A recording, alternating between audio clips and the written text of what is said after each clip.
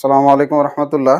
আলহামদুলিল্লাহ, আপনারা যে ক্যারেট দেখতে পাচ্ছেন এটা হচ্ছে সম্পূর্ণ গুড়ের ক্যারেট, রাজশাহী থেকে আসছে। আর সাইফুল ভাই আনবক্সিং করতেছে। এটা আমাদের ফয়েল গুড়, পাটালি ফয়েল আকারে আসে এরকম। একে তো ফয়েল, এরপর আবার উপদা পলির র্যাপিং। হ্যাঁ, পলি দিয়ে দেয়। এই যে মাশাআল্লাহ। হ্যাঁ, আমরা যদিও এখন পর্যন্ত আমাদের সম্পূর্ণ ডকুমেন্টারি ভিডিওটা ছাড়তে পারি নাই, তবে যতটুকুই ছাড়ছি তার থেকে আমাদের গত বছরের যত পুরান কাস্টমার ছিল সবাই নক দিছে। তাদের নক দেওয়ার কারণে এবং তাদের অর্ডারের কারণে এই গুড়গুলো আনা হইতেছে, এবং নতুন যারা নিচ্ছে সব মিলিয়ে ঝিলিয়ে।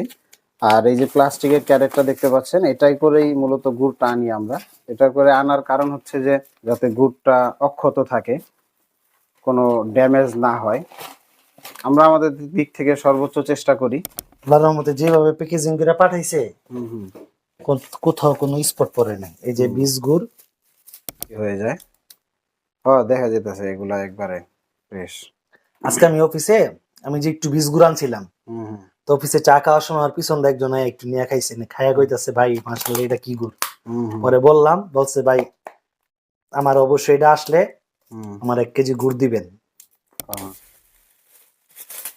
এটা হলো একেবারে ঝোলা, একদম লিকুইড যেটা, তাই তো?